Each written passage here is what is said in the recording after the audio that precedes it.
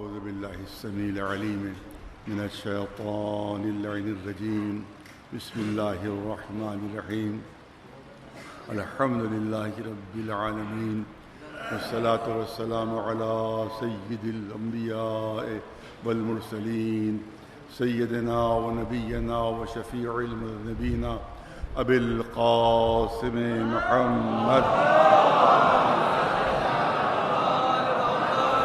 وأهل بيته الطيبين الطاهرين المعصومين أما بعد فقد قال الله سبحانه تبارك وتعالى في كتابه المبين وهو أصدق القائلين يا أيها الذين آمنوا اتقوا الله وابتغوا إليه الوسيلة وجاهدوا في سبيله لعلكم تفلحون صلوات محمد وعلى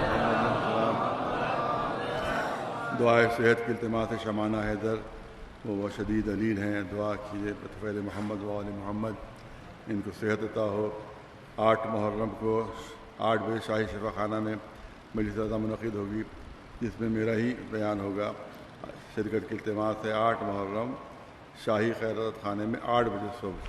ایک صلوات بھیجیں محمد وعلی محمد۔ آئے کریمہ اعلان فرما رہی ہے کہ صاحبان ایمان تقوی اختیار کرو، متقی بنو، پرہیزگار بنو، اور اللہ تک پہنچنے کے لیے، اللہ کے تقرب کے لیے اور معرفت الہی کے لیے تم وسیلہ تلاش کرو اور اللہ کی راہ میں جہاد کرو، لعلکم تفلحون، شاید تمہیں فلاح حاصل ہو جائے۔ مسلسل مجلسوں میں عرض ہو رہا ہے کہ درجات ہیں، ایک کے بعد دوسرا، دوسرے کے بعد تیسرا، ہر درجے تک ہمیں پہنچنا ہے اور ہر منزل تک ہمیں پہنچنا ہے۔ پہلی منزل ہے اسلام کی کہ جو زبان کی حد تک ہے، اور جب تک عقائد دل کے اندر راسخ نہ ہو اس وقت تک مسلمان ہے، مومن نہیں ہے۔ لیکن جب یہی جو زبان سے ادا کر رہا ہے وہ دل کے اندر راسخ ہو جائے اور مضبوط عقیدہ بن جائے تو اسی کو ایمان کہتے ہیں۔ مگر ایمان بھی کافی نہیں ہے جب تک کہ انسان متقی نہ بنے، جب تک کہ صاحب تقوی نہ بنے، اور تقوی کے معنی ہے ایمان کے ساتھ ساتھ عمل بھی ہونا چاہیے۔ بغیر عمل کے صاحب تقوی نہیں بن سکتا۔ ہم خوب پختہ عقیدہ ہمارا ہو کہ اللہ کی طرف سے نماز واجب کی گئی ہے تو یہ ایمان ہے، اور نماز نہ پڑھیں تو وہ ایمان کافی نہیں ہوگا جب تک کہ اس ایمان پر عمل نہ کیا جائے۔ روزے کے سلسلے میں تعریفیں کرتے رہیں کہ صاحب روزہ تو بڑی اچھی چیز ہے اور اللہ نے روزہ واجب فرما دیا ہے، وہ روزہ رکھنا چاہیے، مگر کبھی روزہ نہ رکھیں۔ ایمان ہے مگر عمل نہیں ہے، لہذا وہ ایمان کافی نہیں ہوگا۔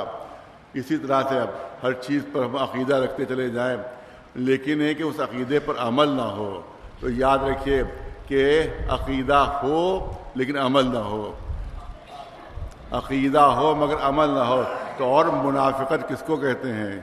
اسی کو تو منافقت کہیں گے کہ ہے عقیدہ مگر عمل نہیں کر رہے۔ اس کا مطلب یہ کہ دل میں عقیدہ خود ایمان کمزور ہے، اس کا مطلب ہے خود عقیدہ کمزور ہے، ورنہ اگر عقیدہ مضبوط ہوتا تو پھر عمل ضرور ہونا چاہیے تھا۔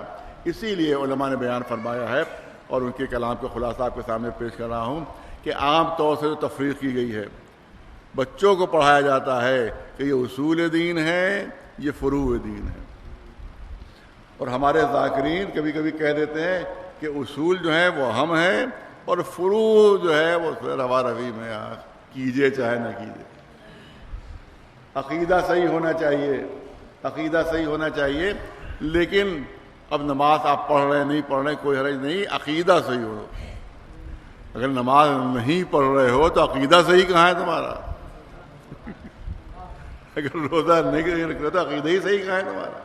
دیکھیے بہت توجہ رہے، میں جمعے کے خطبے میں کبھی کہہ چکا ہوں کافی عرصے پہلے یہ بات، اور یہ علماء سے استفادہ کر کے میں آپ کے سامنے بات پیش کر رہا ہوں کہ یہ اصول اور فروع کی جو تقسیم ہے، بہت توجہ، اصول اور یہ علماء نے بیان فرمایا، اپنی تحقیق کے بعد بیان فرمایا کہ اصول اور فروع کی جو تقسیم ہے یہ نہ قرآن مجید میں ہے نہ کسی حدیث معصوم میں ہے۔ صاف سن لیجئے، کیونکہ ریکارڈ بھی ہو رہا ہے اور یہ جائے گا بھی ہر طرف۔ صاف سن لیجئے، میں اپنی طرف سے نہیں کہہ رہا ہوں، بلکہ علماء کی تحقیق کی بنیاد پر کہہ رہا ہوں، علماء کی تحقیق کی بنیاد پر کہہ رہا ہوں کہ نہ قرآن مجید میں کہیں ہے کہ یہ اصول دین، یہ فروع دین، نہ کسی بھی حدیث معصوم میں، کسی بھی حدیث معصوم میں کہیں پر کسی امام نے یہ فرق بتایا ہو کہ دیکھو بھیا یہ تو اصول دین ہے اور یہ فروع دین ہے۔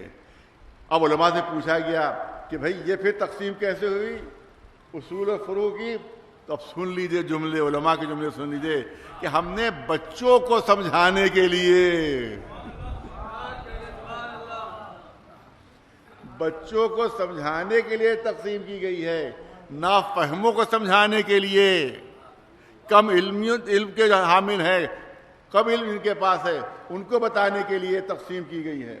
تو یہ علماء کی طرف سے تقسیم ہوئی ہے بچوں کو سمجھانے کے لیے دینیات کی کتابوں میں، ورنہ یہ نہ قرآن مجید میں تقسیم ہے نہ حدیث معصوم میں تقسیم ہے۔ جو اہمیت اصول دین کی ہے وہی اہمیت فروع دین کی ہے۔ اس میں یہ کہنے کا حق کسی ذاکر کو حاصل نہیں ہے کہ صاحب اصول دین جو ہے وہ زیادہ اہم ہے، زیادہ امپورٹنٹ ہے، اور فروع دین جو ہے، اور اصول کے معنی کیا، کیوں تقسیم کی گئی اور اصول کیوں کہا گیا اور فروع کیوں کہا گیا؟ کیونکہ جو عقیدے ہیں وہ دل کے اندر ہوتے ہیں، ان کا عمل سے تعلق نہیں ہوتا۔ نبوت، اللہ کی توحید، ہمیں عقیدہ دل میں رکھنا ہے، ہمارا کوئی عمل اس میں نہیں ہے، ہمارا کوئی عمل اس میں نہیں ہے، دل کے اندر ہے۔ اسی طرح سے عدل الہی، اس میں ہمارا کوئی عمل نہیں ہے، بلکہ ہم کو عقیدہ رکھنا ہے کہ اللہ عادل ہے۔ اسی طرح سے نبوت ہم نے کبھی دیکھی نہیں مگر عقیدہ رکھنا ہے کہ وہ حامل نبوت ہے۔ اسی طرح سے امامت بھی عقیدہ ہے، ہمارے کسی عمل سے تعلق نہیں ہے امامت کا۔ اسی طرح سے قیامت عقیدہ ہمارا ہے، تو کیونکہ عقیدہ دل کے اندر ہوتا ہے لہذا ان کو اصول کہا گیا۔ اصول کے معنی ہے جڑیں، اصول کے معنی ہے جڑیں، کیونکہ زمین کے اندر جڑیں چھپی ہوئی ہوتی ہیں، دکھائی نہیں دیتی، اور عقیدہ بھی دل کے اندر چھپا ہوا ہوتا ہے، دکھائی نہیں دیتا۔ ایک سلوات بھیجے آواز۔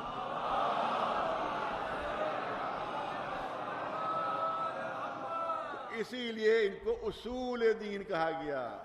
توحید اصول دین، عدل الہی اصول دین، امامت اصول دین، نبوت اصول دین، قیامت اصول دین، کیونکہ یہ اصل کی جمع، اصل مانے جڑ، اصول مانے جڑیں، تو یہ جڑیں ہیں، اور فروع مانے شاخیں،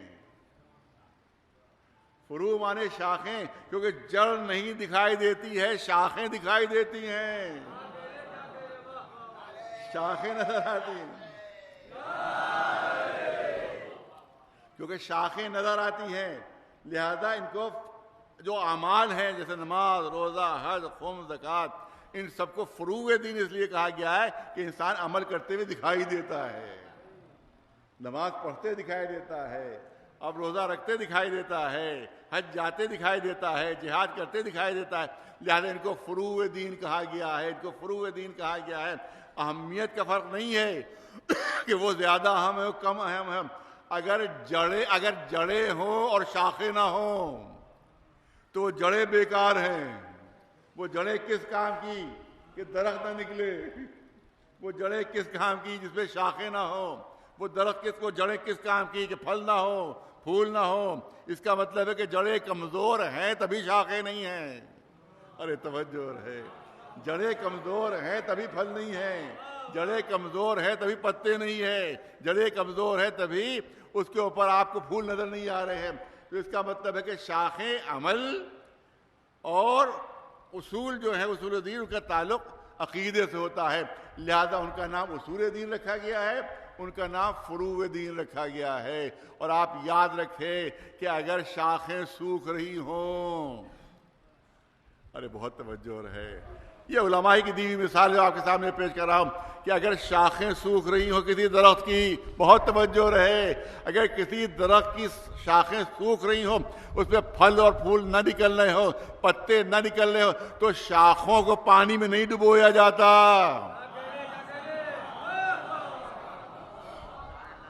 شاخوں کو پانی میں نہیں ڈبویا جاتا کہ وہ ہری بھری ہو جائیں، اس میں پھل آ جائیں، اس میں پھول آ جائیں، اس میں پتے نکل آئیں. نہیں، شاخوں کو نہیں پانی میں ڈبویا جاتا بلکہ جڑوں میں پانی ڈالا جاتا ہے. جڑوں میں پانی ڈالنے کا مطلب یہی ہے کہ جڑ کمزور ہے، اسی لیے شاخوں میں پتے نہیں ہیں، اسی لیے شاخوں میں پھل نہیں ہے. لہذا اگر کوئی بے نمازی نظر آئے، بے روزے دار نظر آئے تو سمجھ لیجیے کہ عقیدہ کمزور ہے، اسی لیے عمل نظر نہیں آ رہا ہے. ایک صلوات بھیجے بلند آواز سے محمد، ایک صلوات بلند آواز سے محمد.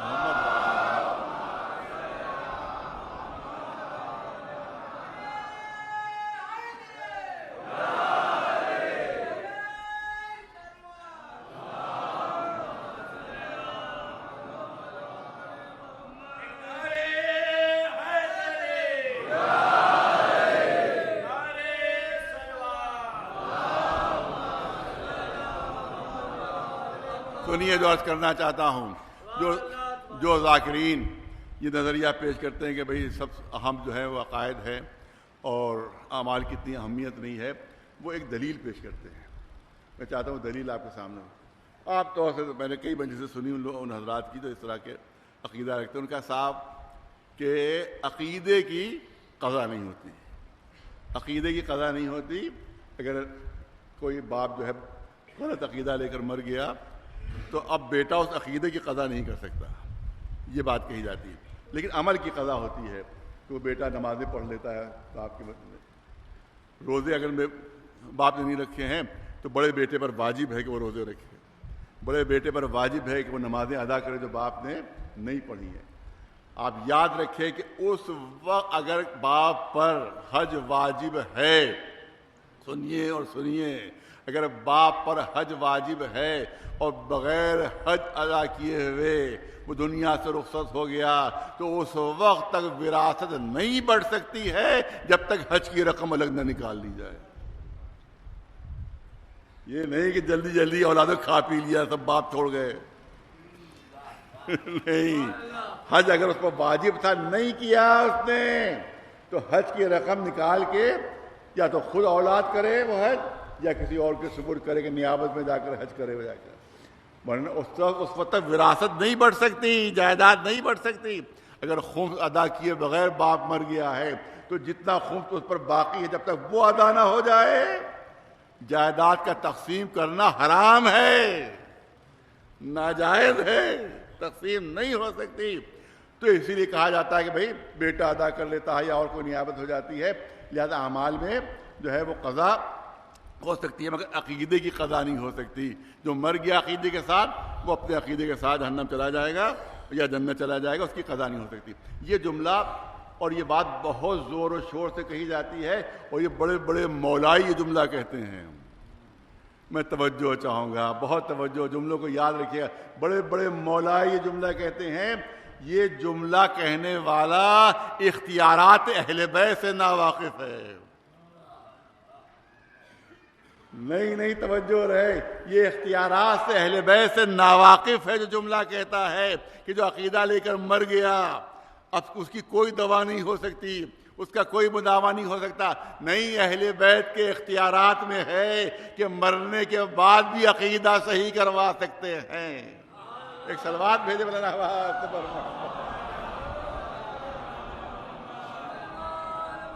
ہے واقعات موجود ہیں، واقعات موجود ہیں.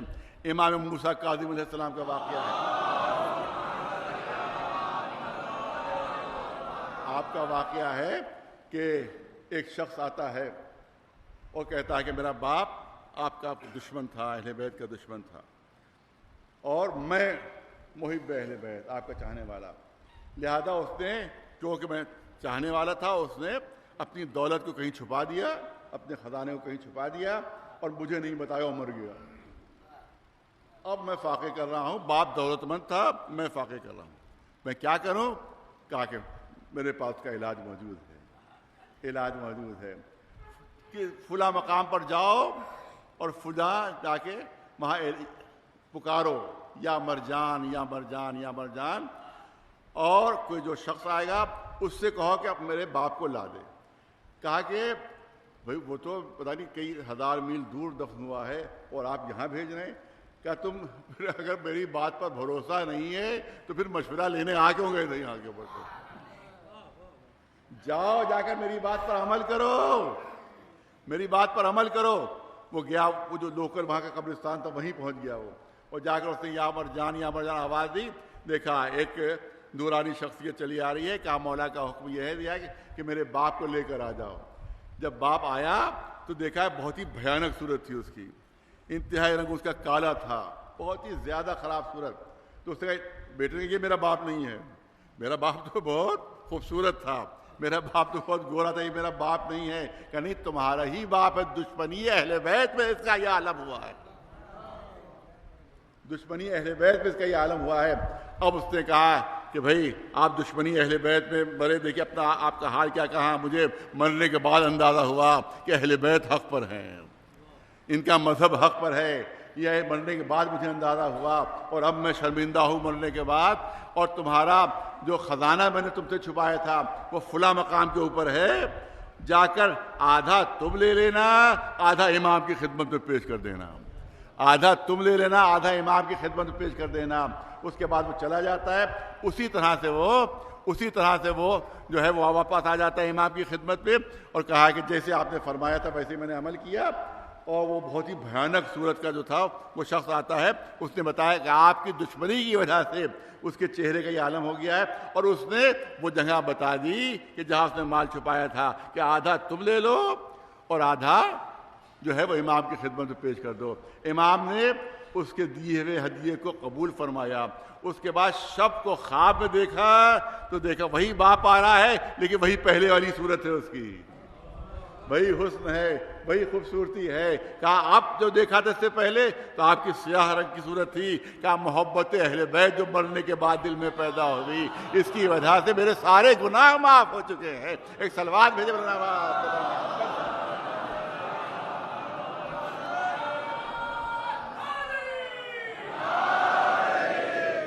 اس کا مطلب یہ ہے کہ اہل بیت کے اختیارات مرنے کے بعد بھی ہیں۔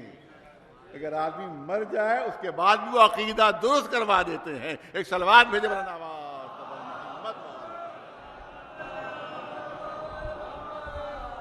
تو حقیقت میں آپ پورے علماء ہی کی جو تحقیق آپ کے سامنے پیش کر رہا ہوں کہ پورے قرآن مجید میں کہیں پر بھی ایمان پر جنت کا وعدہ نہیں ہوا ہے، بلکہ ایمان کے ساتھ عمل صالح، ایمان کے ساتھ عمل صالح، ایمان لاؤ اور عمل صالح کرو، ایمان لاؤ اور نیک اعمال کرو، تب تمہیں جنت ملے گی، تب تمہیں جنت ملے گی۔ بغیر عمل کے جنت ملنے والی نہیں ہے۔ میرے والد مرحوم یاد ہے، میں نے بچپنے میں بہت سارے کم مجلس سے ان کی میں نے سنی، کیونکہ میں علی گڑھ میں پڑھتا تھا، یہاں یہ اشرا ہوا کرتا تھا، کم مجلس سے سنی، لیکن میں نے جو مجلس میں سنی ہے تو ان میں اس زمانے میں جنگ چل رہی تھی۔ میں خیال میں بنگلہ دیش سے یہاں دوسرا پاکستان کے زمانے میں حصہ تھا، جب بنگلہ دیش بن گیا ہے، وہ جنگ چل رہی تھی، اور ہر جگہ پورے ہندوستان میں جو راشن کی دکانیں کھلی ہوئی تھی اور کنٹرول بنے ہوئے تھے، اور اس کے بعد وہاں سے وہ ملتا تھا کہ راشن کارڈ جو اب بھی ہے، لیکن اب جو ہے بہت معمولی سا وہاں ملتا ہے، لیکن اس زمانے میں کیونکہ جنگ تھی لہذا عام دکانوں میں اناج نہیں ملتا تھا، بلکہ صرف کنٹرول کی دکانوں پر اناج ملتا تھا۔ اس کے لیے وہ راشن کارڈ تھے کہ راشن کارڈ دکھائیے اور اس کے بعد آپ وہاں جا کے اناج اپنا لے لیجیے۔ تو اس زمانے میں والد مرحوم نے مثال دی تھی جو میں آپ کے سامنے پڑھنا چاہتا ہوں کہ آپ نے فرمایا تھا کہ عقیدہ بھی ضروری ہے اور عمل بھی ضروری ہے، کیونکہ خالی عمل ہو اور عقیدہ نہ ہو تو ایسا درخت ہے کہ جس میں جڑ نہ ہو، ایسا درخت ہے جس میں جڑ نہ ہو، اور خالی عقیدہ ہو اور عمل نہ ہو تو اس کا مطلب یہ ہے کہ جڑ تو ہے مگر شاخیں نہیں ہیں۔ دونوں چیزیں ہونا چاہیے، جڑ بھی ہونا چاہیے اور شاخیں بھی ہونا چاہیے، کیونکہ شاخوں ہی میں پھل آتے ہیں، جڑ میں نہیں آتے، شاخوں ہی میں پھل آتے ہیں، جڑ میں پھل نہیں لگتے۔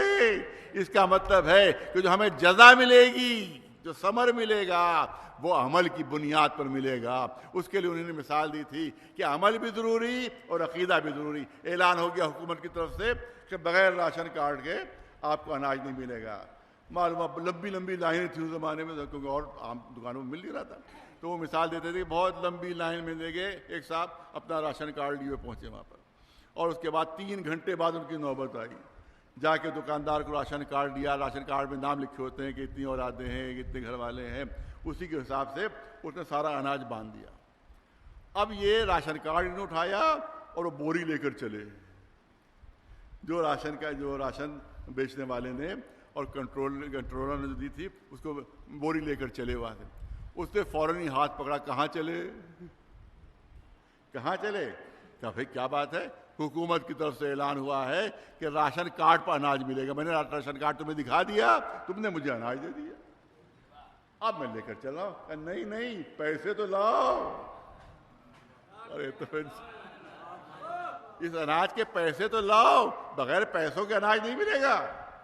اچھا پیسے ضروری ہیں, کہاں پیسے لے کر آؤ. اب پھر گئے دوڑے گھر سے جتنے پیسے اس نے بتایا تھے وہ لیے, لیکن راشن کارڈ گھر ہی پہ چھوڑ دیا. راشن کارڈ گھر پر چھوڑ دیا. اب پھر وہ لمبی لائن لگ چکی تھی. پھر 3 گھنٹے وہاں لگی لائن میں. اس کے بعد جب پہنچے تو کہا وہ بندھا ہوا میرا جو اناج ہے وہ دو. کہا کہ میں تو بھول بھی گیا تم نے کتنے تمہارا اناج تھا, کیا تھا, لہذا پھر سے بتا. کہا کہ لو یہ رقم لو, تم نے رقم مانگی تھی. اس سے رقم لے لی. کہا راشن کارڈ کہاں ہے؟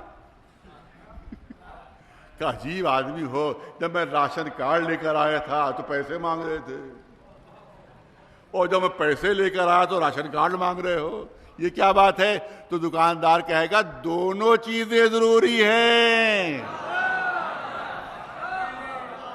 اس وقت فرمایا تمہارے کہ دونوں چیزیں ضروری ہے, راشن کارڈ بھی ہونا چاہیے اور پیسے بھی ہونا چاہیے, قیمت بھی ہونا چاہیے. جب حشر کے بازار میں ہم پہنچیں گے تو وہاں راشن کارڈ بھی چاہیے ہے اور پیسے بھی چاہیے ہیں. محبت اہل بیت کا راشن کارڈ ہونا چاہیے اور عمل کی رقم ہونا چاہیے, تب کہیں جا کر جنت ملے گی. ایک صلوات بھیجے برابر محمد.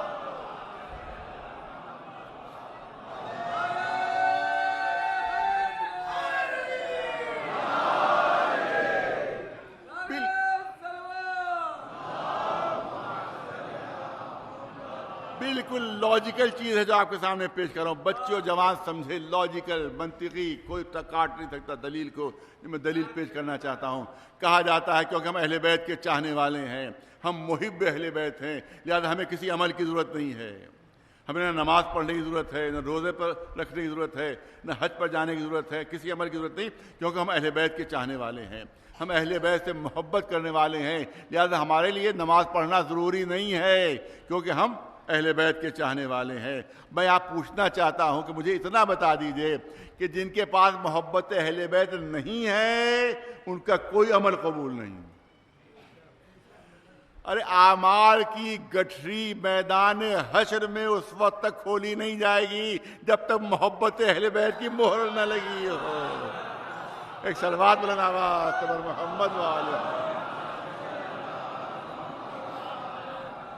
اعمال کی گٹھری اس وقت کھولی نہیں جائے گی جب تک مہر نہ ہو محبت اہل بیت کی. لہذا اب سوال یہ ہوتا ہے کہ صاحب کہ ہم کیا کریں, عمل ضروری نہیں ہے, محبت ہی ضروری ہے.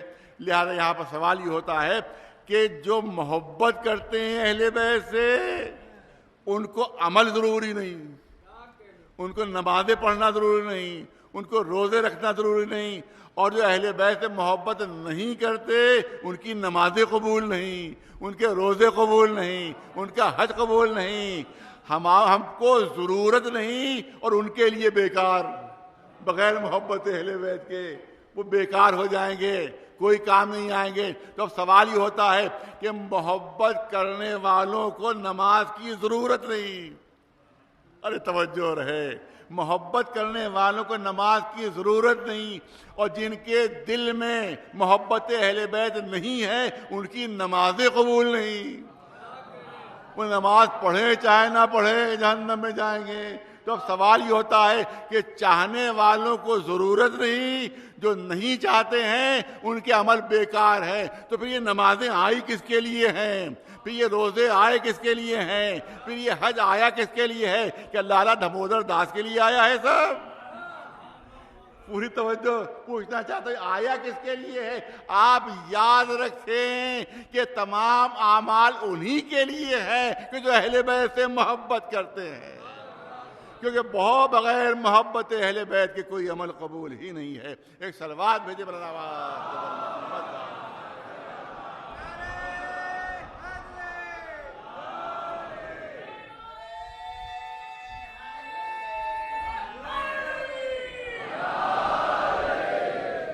عقیدہ بھی ہونا چاہیے، عقیدہ بھی صحیح ہو، اور اسی کے ساتھ ساتھ عمل بھی ہونا چاہیے۔ نہ خالی عقیدہ کافی ہے، نہ خالی عمل کافی ہے۔ اور آپ یاد رکھیں یہ آج ہی کی مشکل نہیں ہے، بلکہ ائمہ کے زمانے میں یہی مشکل تھی۔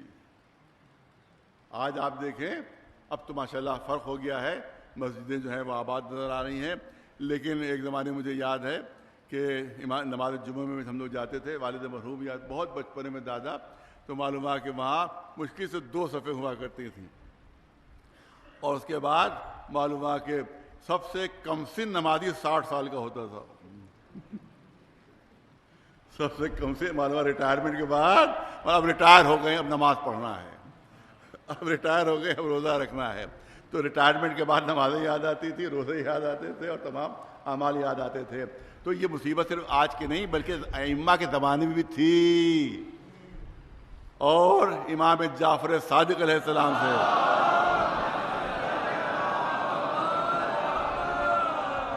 ایک چاہنے والے نے کہا کہ فرزند رسول کیا بات ہے، بہت توجہ رہے، حدیث ہے جب آپ کے سامنے پیش کر رہا ہوں کہ فرزند رسول کیا بات ہے جو آپ کے مخالف ہیں وہ نمازیں بھی زیادہ پڑھتے ہیں، وہ روزے بھی زیادہ رکھتے ہیں، حج پر بھی زیادہ جا رہے ہیں، اور زکوٰۃ بھی زیادہ ادا کر رہے ہیں، لیکن جو آپ کے چاہنے والے نماز سے بھی غفلت دیکھتے ہیں کہ نماز سے غفلت کر رہے ہیں، روزے سے غفلت کر رہے ہیں، حج پر کم جا رہے ہیں، یہ کیا بات ہے؟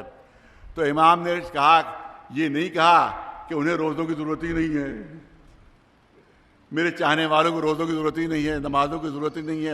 امام کا ارشاد سن لیجئے، امام کا ارشاد یہ ہے کہ ہمارے چاہنے والوں کو شیطان بہکاتا ہے کہ نماز نہ پڑھو محبت کافی ہے، روزہ نہ رکھو محبت کافی ہے، حج پر نہ جاؤ محبت کافی ہے۔ یہ شیطان کا وسوسہ ہے۔ کہا کہ شیطان تو ان کو بہکانا چاہیے، شیطان کو ان لوگوں کو بہکانا چاہیے کہ نماز نہ پڑھیں، ان کو بہکانا چاہیے دشمن ہے کہ روزہ نہ رکھیں۔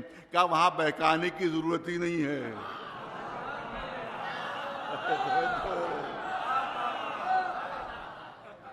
امام کا ارشاد وہاں بہکانے کی ضرورت ہی نہیں ہے، کیونکہ ان کے ہر عمل بیکار ہے، ان کا ہر عمل بیکار ہے۔ جہاں بنیاد ہوتی ہے وہاں جو اس بنیاد پر عمارت کھڑی ہوتی ہے وہ عمارت مستحکم ہوتی ہے، وہ عمارت پائیدار ہوتی ہے۔ لیکن اگر بغیر بنیاد کے کوئی مکان بن جائے تو آندھی کا ایک جھونکا اسے گرا دے گا، تھوڑا سا پانی برسا ہو مکان گر جائے گا۔ تو کیونکہ وہاں عقیدے کی بنیاد نہیں ہے تو لاکھ عمل کی عمارت کھڑی کر لیں، وہ عمارت ایک جھونکے میں گر جائے گی۔ لیکن کیونکہ ہمارے ماننے والوں میں عقیدے کی بنیاد مضبوط ہے تو شیطان چاہتا ہے کہ عمل کی عمارت کھڑی نہ ہونے پائے، کہ یہ عمارت کھڑی ہوگی وہ پائیدار و مستحکم ہوگی۔ ایک صلوات بھیجے مولانا محمد۔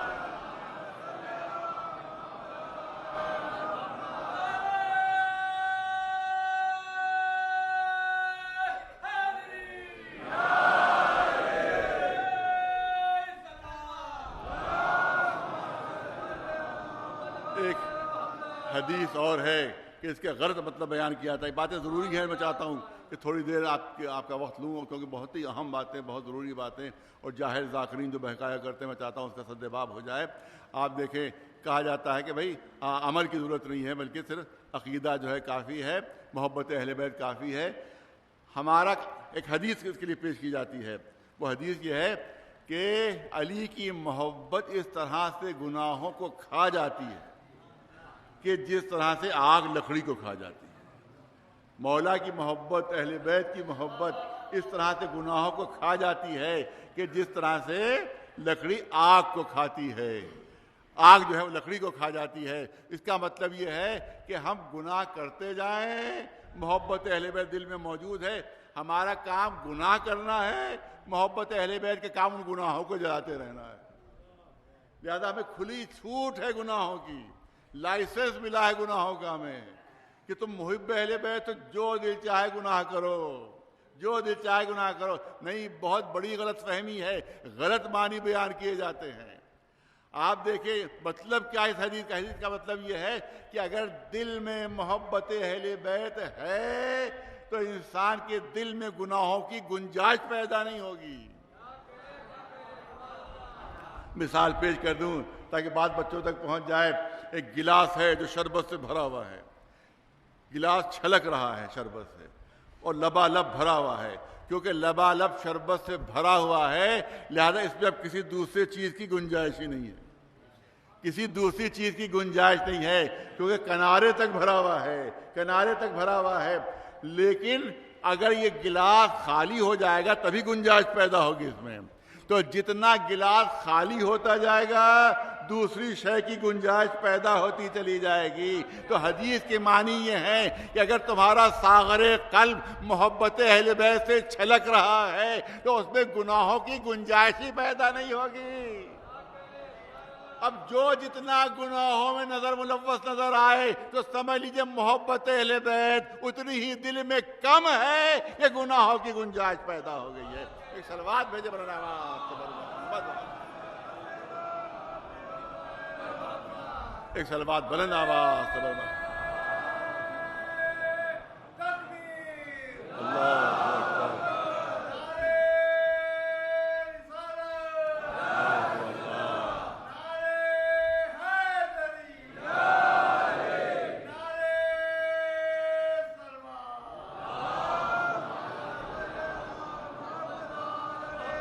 لیکن اس حقیقت سے بھی انکار نہیں کیا جا سکتا کہ ہم سب گناہ گار ہیں، ہم سب گناہ گار ہیں۔ تو کیا سب جہنم میں چلے جائیں گے؟ کیا سب جہنم میں چلے جائیں گے؟ نہیں، ایسا نہیں ہوگا، بلکہ کچھ بچانے والے میدان حشر میں موجود ہیں کہ جو ہماری سفارش کریں گے اور ہماری شفاعت کریں گے، مگر شرط یہ ہے کہ عمل کا صفحہ بالکل سادہ نہ ہونا چاہیے۔ ہم سے کہا جاتا ہے، جب ہم لوگ بچپنے میں امتحان دیتے تھے تو کہا جاتا ہے کہ بھئی صفحہ سادہ نہ چھوڑنا، کچھ نہ کچھ لکھنا ضرور،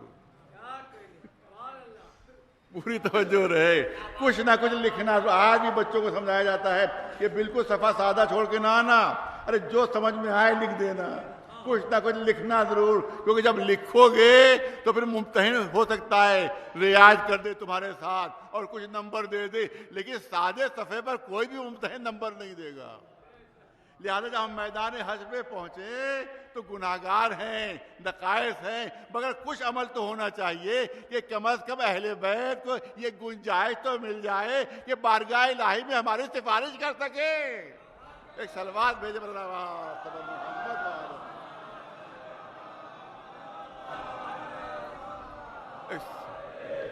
ایک صلوات بلند آواز سے محمد۔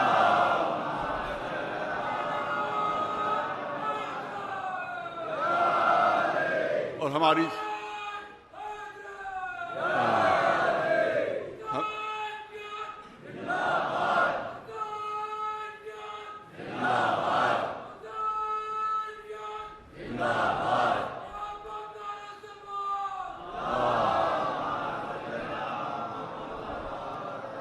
شفاعت کا بہترین ذریعہ یہی مجلسیں ہیں، یہی مجلسیں ہیں، یہی ذکر اہل بیت ہے جو ہمارے لیے شفاعت کا وسیلہ بن جائے گا، ہمارے گناہوں کو بخشوانے کا وسیلہ بن جائے گا۔ یہی ذکر اہل بیت، یاد رکھیے کہ انہی کے ذریعے سے ہمیں، انہی کے وسیلے سے ہمیں جنت ملے گی، انہی کے وسیلے سے ہمارے گناہ معاف ہوں گے، کیونکہ یہی جو ہیں وہ اللہ کی طرف سے شفیع ہیں۔ انہی کو شفاعت کا جو ہے وہ درجہ دیا گیا ہے اور اختیار دیا گیا ہے، اور اس میں سب سے بہت توجہ چاہوں گا، سب سے زیادہ شفاعت کا حق کس کو ہے؟ اہل بیت میں سب کا مرتبہ برابر ہے، سب کا مرتبہ برابر ہے، لیکن یاد رکھیے کہ سب سے زیادہ اگر کوئی شفاعت وہاں کرے گا وہ امام حسین علیہ السلام۔ ایک صلوات بھیجو اللہ پر محمد۔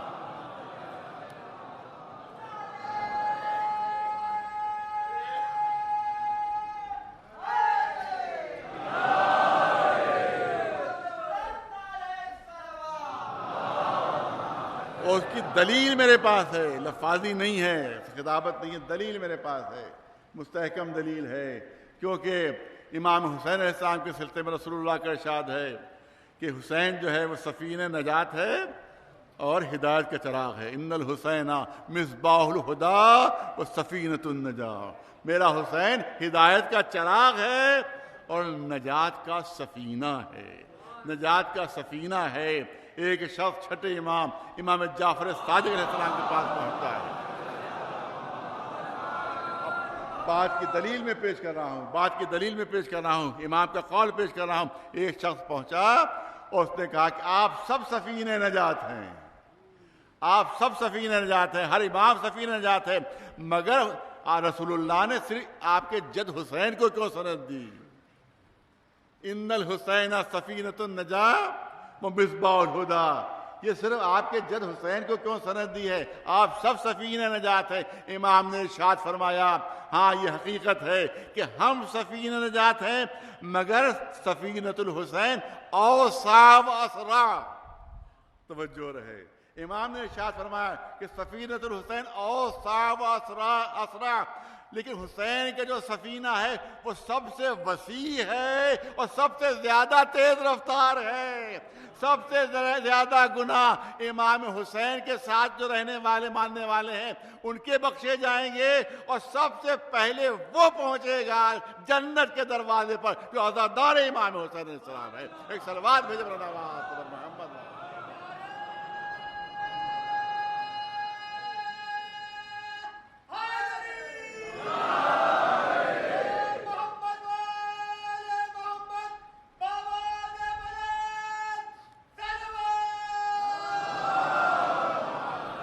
ظاہر ہے کہ دامن وقت میں زیادہ گنجائش نہیں ہے، یہ چند اہم باتیں تھیں جو آپ کے سامنے عرض کر دیں، لیکن حقیقت یہ ہے کہ یہ عزاداری جو ہے یہ ہمارے لیے ہمارے گناہوں کے بخشوانے کا بہترین وسیلہ ہے، بہترین سبب ہے، لیکن اسی عزاداری پر ہزاروں اعتراضات کیے جاتے ہیں۔ یہ ذریعہ کیا ہے، یہ تعزیہ کیا ہے، یہ علم کیا ہے، یہ مشق کیا ہے، یہ تمام چیزیں کیا چیزیں ہیں، یہ تو سب بدعت ہے، یہ تو سب شرک ہے، ان سب کو تم کیوں یہاں پر لے کر آ رہے ہو، مذہب کا جز بنا لیا ہے، یہ فتوے دیے جاتے ہیں، اعتراض کیا جاتا ہے۔ لیکن میں کرنا چاہتا ہوں کہ مجھے یہ بتاؤ کہ کسی شے کی قیمت کس بنیاد پر ہوتی ہے؟ کسی شے کی قیمت کبھی مادیت کی بنیاد پر نہیں ہوتی ہے، بلکہ ہمیشہ معنویت کی بنیاد پر ہوتی ہے۔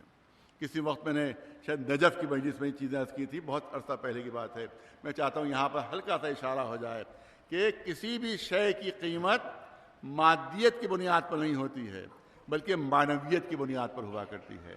آپ دیکھیں کہ ایک بن کا لوہا ہے، پورا ایک بن کا لوہا رکھا ہوا ہے کہ ایک معمولی کمزور آدمی اس کو ہلا نہیں سکتا، ایک بن کا لوہا ہے، اور ایک بچے کی ہتھیلی پر 10 گرام سونا رکھا ہوا ہے۔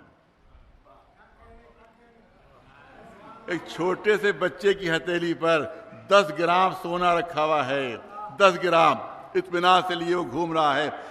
یہ بتاؤ کہ قیمت کس کی زیادہ ہے؟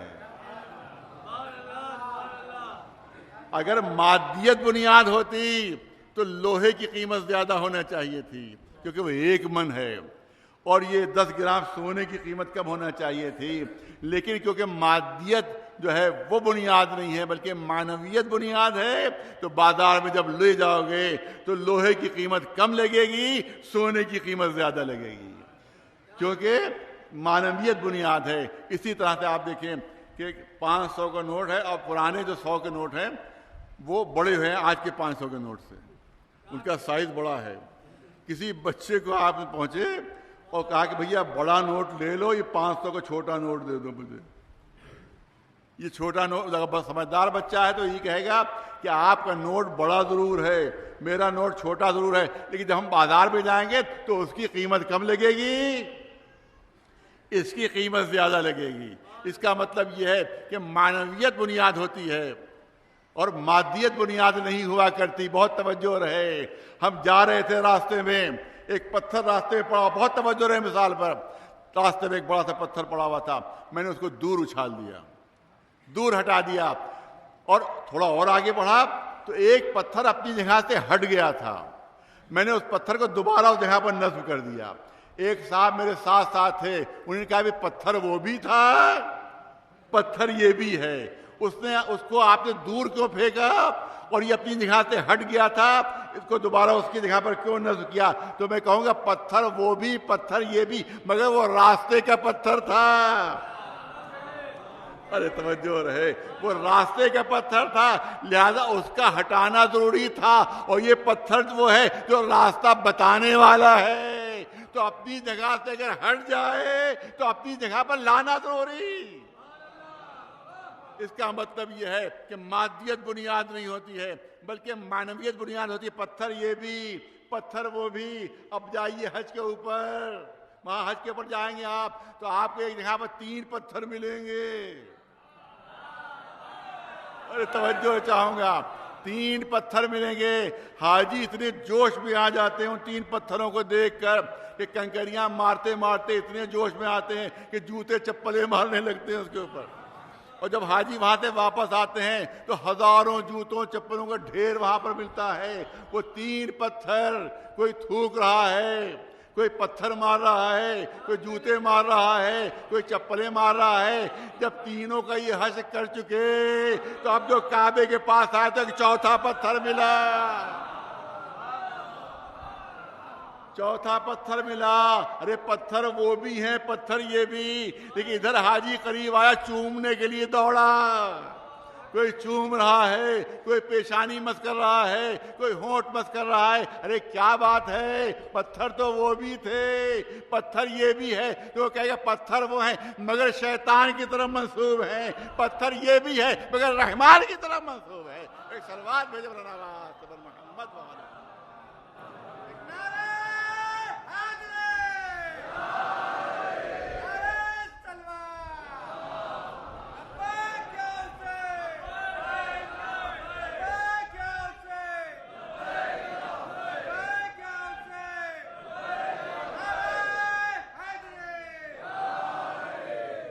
ہم یہ جتنے بھی تبرکات ہیں ان کی مادیت کو نہیں دیکھتے ہیں بلکہ معنویت کو دیکھتے ہیں. کہا گیا کہ علم کو کیوں چوم رہے ہو؟ ہم علم کا کپڑا نہیں چوم رہے. بہت توجہ ہے صاحبان ذوق ہیں. ہم علم کا کپڑا نہیں چوم رہے ہیں, ہم بات نہیں چوم رہے ہیں, بلکہ جو علم کی معنویت ہے ہم اس کو بوسہ دے رہے ہیں. ہم عباس کی وفاؤں کو بوسہ دے رہے ہیں, زینب کی دعاؤں کو بوسہ دے رہے ہیں. ایک صلوات بلند آواز پر محمد والا.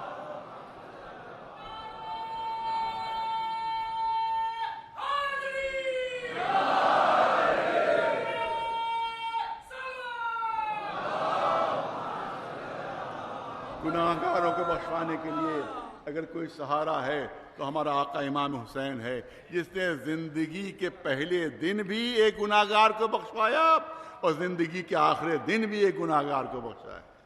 آپ کو معلوم ہے کہ جب امام حسین کی پیدائش ہوئی ہے تو اس وقت فطرس نام کا ایک فرشتہ جس سے ترک اولا ہوتا ہے, اور وہ جب دیکھتا ہے کہ جوق در جوق فرشتے آسمان سے اتر رہے ہیں اور جبریل آگے آ گئے تو گھبرا کر پوچھتا ہے کہ کیا قیامت آ گئی؟ جبریل کہتے ہیں قیامت نہیں آئی ہے بلکہ رسول کے گھر میں نواسہ پیدا ہوا ہے. ہم مبارکباد دینے جا رہے ہیں, کیا مجھے بھی لے کر چلو؟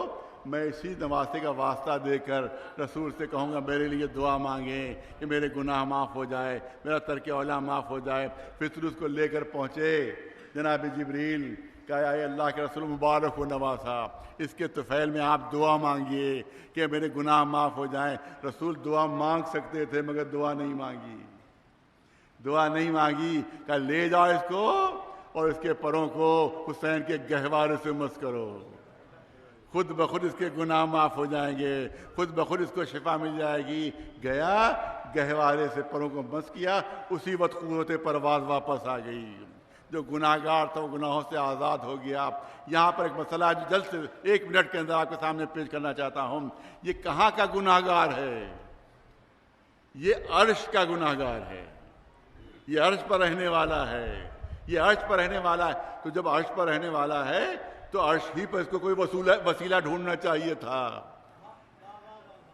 جو اس کا گناہ معاف کروا دیتا۔ دیکھیے ہر ایک کی ایک حد ہوتی ہے۔ یہاں اگر کوئی، یہاں کے اوپر عدالتیں ہیں، معلومات لوور کورٹ ہے، سیشن ہے، اس کے بعد ہائی کورٹ ہے، اس کے بعد سپریم کورٹ ہے، معلومات کسی نے قتل کیا تھا اس کو ہر جگہ سے سزا ہوتی چلی گئی۔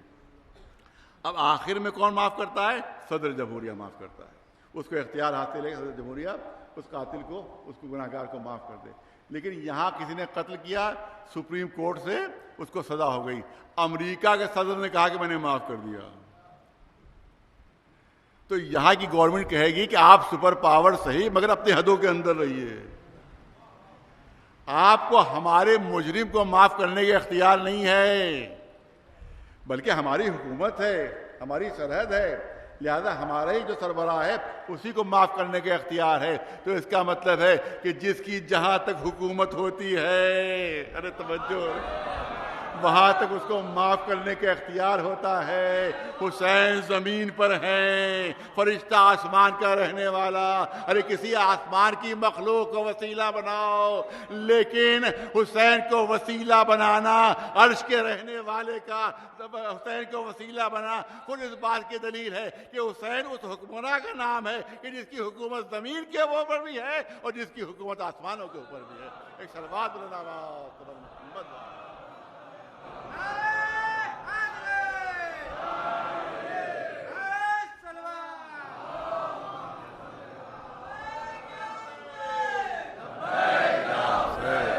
لبیک یا حسین، لبیک یا حسین، لبیک یا حسین، لبیک یا حسین۔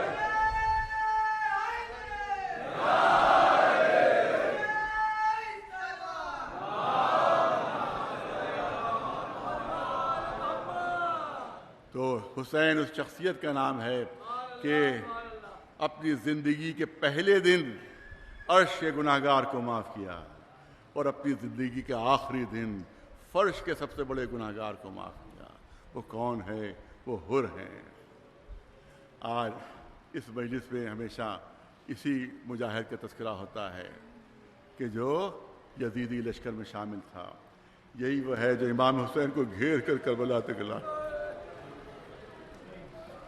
یہی حر ہیں کہ جب خیمے امام حسین کے فرات کے کنارے لگے تو یہی حر ہیں کہ جنہوں نے کہا تھا کہ ہم یہ خیمے فرات کے کنارے لگنے نہیں دیں گے، کیونکہ ابن زیاد کا حکم ہے کہ فرات کے کنارے حسین کے خیمے نہ لگنے پائیں، بلکہ ابن زیاد کا حکم ہے کہ جہاں پر پانی ہو اور جہاں پر گھاس ہو وہاں پر حسین کے خیمے نہیں لگنا چاہیے۔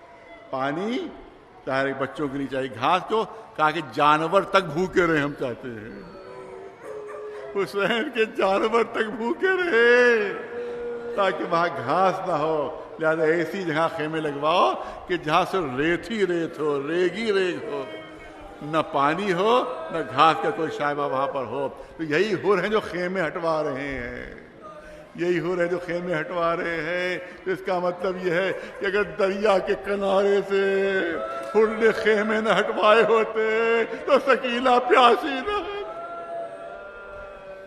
علی اصغر پیاسے نہ ہوتے، تو حسین کے بچے پیاسے نہ ہوتے۔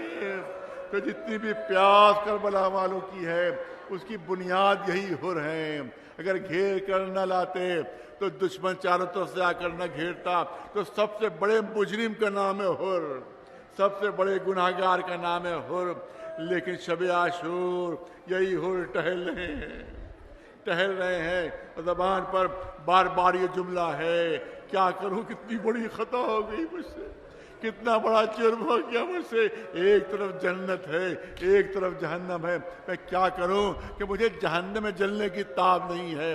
اسی رات کے سناٹے میں عمر سعد کے خیمے میں پہنچے ہو، اے عمر سعد کیا جنگ کل ہو کر رہے گی؟ عمر سعد کہتا ہے کہ ہاں صلح کے سارے راستے بند ہو چکے ہیں، کل ایسی جنگ ہوگی کہ پورا میدان کٹے ہوئے ہاتھوں اور پیروں سے بھر جائے گا۔ یہ سننا تھا کہ حر کے چہرے پر زردی چھا گئی، بدن پر تھر تھری۔ اب جو عمر سعد نے منظر دیکھا تو عمر سعد کہتا ہے کہ اے ہر اگر کوئی مجھ سے یہ پوچھتا کہ کوفے کا سب سے بڑا بہادر کون ہے تو میں تیرا نام لیتا. جنگ کے نام سے تیرے بدن میں تھرتھری ہے, جنگ کے نام سے تیرا چہرہ زرد ہو رہا ہے. اے ہر کیا جنگ سے ڈر رہے ہو, کیا موت سے خوف زدہ ہو؟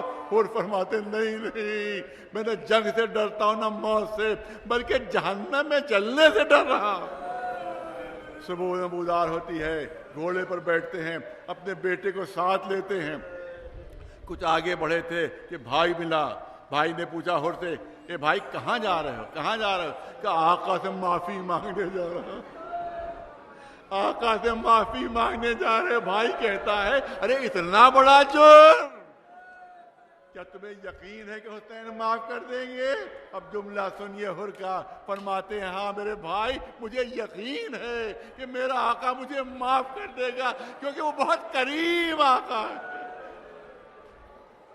وہ بہت کریم آقا ہے. جب پہنچے امام حسین کے قریب تو روایت کہتی ہے کہ اپنے بیٹے سے کہا کہ دیکھو میری ابا جو ہے وہ میرے چہرے پر ڈال دو, میری ابا میرے چہرے پر ڈال دو اور رومال سے میرے ہاتھوں کو باندھ دو, کیونکہ میں نہیں چاہتا کہ میرے چہرے پر حسین کی نظر پڑے. اس عالم میں پہنچتے ہی امام حسین کے قدموں پر سر رکھ دیا, قدموں پر سر رکھ دیا. امام فرماتے ہیں یہ آنے والے ذرا اٹھ تو اپنا چہرہ تو دکھا, تو ہے کون, تو ہے کون؟ کہا مولا جب تک یہ نہ کہہ دیجیے گا معاف کیا اس وقت قدموں سے سر نہیں اٹھاؤ گے. امام نے فرمایا میں نے بھی معاف کیا, میرے خدا نے بھی معاف کیا. اب ہر نے اپنا سر اٹھایا, میں ہوں گناہگار ہر, میں ہوں گناہگار ہر. اے آقا آپ کے بچوں کو بہت ستایا, آپ کے بچوں کو بڑی اذیت دی ہے. ہاں یہ بچے تو پیاس سے تڑپ رہے ہیں, یہ میرے ہی گناہ کا سبب ہے. اے آقا اجازت دیجئے کہ آپ کی بہن زینب سے بھی معافی مانگ لوں, شہزادی سے بھی معافی مانگ لوں. امام لے کر در خیمہ پر پہنچے, آواز دی اے میری بہن زینب, اور آپ سے معافی مانگنے آئے ہیں, اور آپ سے معافی مانگنے آئے ہیں. شہزادی نے فضہ سے کہلوایا اے فضہ جا کر ہر سے کہہ دو کہ زینب خود تم سے معافی مانگنا چاہتی ہے. ارے حسین کی بہن علی کی بیٹی زینب خود تم سے معافی مانگنا چاہتی. ہر تڑپ گئے, شہزادی یہ غلام سے معافی مانگ رہی ہے, اس گناہگار سے معافی مانگ رہی ہے. فرمایا ہاں اے ہر مجھے معاف کر دو. ارے جب تم دشمن بن کر آئے تھے تو تمہیں پانی پلایا تھا, آج دوست بن کر آئے ہو, ایک قطرہ پانی کا موجود نہیں. ہاں عزادارو, یہاں پر کسی مجلس میں نے عرض کیا تھا یقیناً یہ ہے کردار امام حسین. جب ہر معافی مانگ رہے ہوں گے تو کیا بچے آواز نہیں دے رہے ہوں گے کہ ہائے پیاس, ہائے پیاس, پیاس میں مارے ڈال رہی ہے؟ تو جب بھی بچے کی آواز کانوں میں آتی ہوگی کہ ہائے پیاس مارے ڈال رہی ہے, تو کیا حسین کے ذہن میں تصور نہیں آتا ہوگا کہ یہی ہر ہے جو میرے بچوں کے پیاس کا ذمہ دار ہے؟ مگر مجھے یقین ہے کہ ہر کو معافی مانگنے میں دیر لگی تھی, حسین کو معاف کرنے میں دیر نہیں لگی. میں نے بھی معاف کیا, میرے خدا نے بھی معاف کیا. یہیں پر کوئی عرصے پہلے میں جملے عرض کیے تو جہاں پر دہرانا چاہتا ہوں. ہاں یہ حسین کا کردار ہے.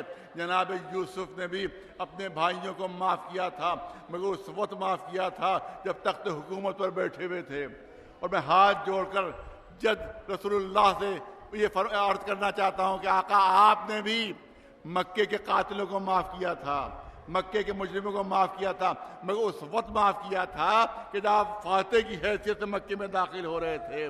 تو جب مصیبت کا اثر ختم ہو جائے تو معاف کرنا آسان ہوتا ہے. کسی نے مجھے تھپڑ زور سے مارا, جب تک تھپڑ کی تکلیف رہے گی اگر وہ معافی مانگے گا تو معاف کرنا مشکل ہے. لیکن 1 مہینے بعد 2 مہینے بعد اسی شخص نے معافی مانگی تو وہ تکلیف ختم ہو گئی ہے, لہذا مجھے معاف کرنا آسان ہوگا. تو حسین نے اس وقت ہر کو معاف کیا جب بچے پیاس سے تڑپ رہے تھے, جب اللہ تش کی صدایں بلند ہو رہی تھیں. میں نے بھی معاف کیا، میرے خدا نے بھی معاف کیا۔ پھر فرماتے ہیں اجازت دیجئے میرا بیٹا میدان جنگ میں جائے اور میرے سامنے قتل ہو، میرے سامنے ٹکڑے ٹکڑے ہو، شاید میرے گناہوں کا کوئی کفارہ ہو جائے۔ امام نے اجازت دی، میدان میں حر کا بیٹا جاتا ہے، داد شجاعت دیتا ہے، زخمی ہو کر گرا، اپنے بابا کو آواز دی، بابا مدد کے لیے آ جائیے۔ جیسے ہی حر نے بڑھنا چاہا، تاریخ کہتی ہے کسی نے ہاتھ بازو پر رکھا، اے حر کہاں چلے؟ کہیں بوڑھے باپ بھی جوان بیٹوں کی لاشوں پر جاتے ہیں، اے حر میں جا رہا ہوں۔ امام حسین تشریف لے گئے۔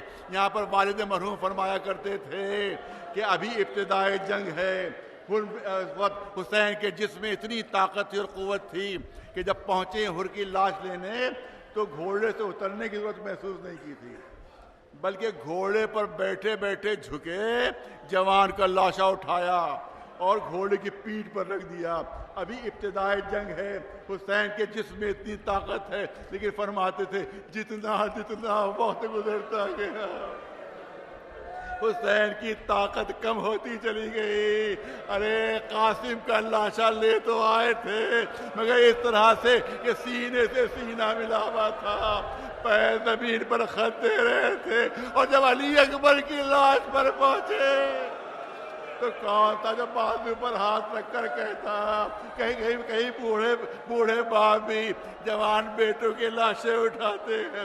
وہی حسین جنہوں نے حر کو روک دیا تھا، علی اکبر کا لاشا اٹھا رہے ہیں، لیکن قمر نے جواب دے دیا، لاشا زمین پر رکھا۔ اب چاروں طرف حسرت سے دیکھ رہے ہیں کہ کوئی مددگار مل جائے۔ روایت کہتی ہے چند بچے خیموں سے نکل آئے تھے، حسین نے انہی کو آواز دی، اے بنی ہاشم کے بچوں آؤ اور حسین کی مدد کرو۔ بس آخری جملے ہیں، اے بنی ہاشم کے بچوں آؤ اور آ کر حسین کی مدد کرو۔ دیکھنے والوں نے منظر دیکھا کہ چھوٹے چھوٹے بچے لاش علی اکبر لیے ہوئے، پیچھے پیچھے حسین والی اکبرہ کہتے ہوئے وہاں علی اکبر کا لاشا رکھا کہ جہاں قاسم کی لاش رکھی ہوئی تھی۔ دیکھنے والوں نے منظر دیکھا کہ ایک طرف قاسم کی لاش، دوسری طرف علی اکبر کی لاش۔ حسین دونوں لاشوں کے درمیان بیٹھ گئے، حسین دونوں لاشوں کے درمیان بیٹھے، ایک ہاتھ قاسم کی لاش پر رکھا، ایک ہاتھ علی اکبر کی لاش پر رکھا، اپنا چہرہ آسمان کی طرف اٹھایا۔ پالنے والے تو دیکھ رہا ہے تیرا حسین غریب ہو گیا، تیرا حسین بے سہارا ہو گیا، اب حسین کے دامن میں کچھ نہیں رہا، جو کچھ تھا وہ تجھ پر نچھاور کر چکا ہوں، تیری راہ میں سب کچھ دے چکا ہوں۔ فَيَعْلَمُ الَّذِينَ ظَلَمُوا أَيَّ مُنقَلَبٍ يَنقَلِبُونَ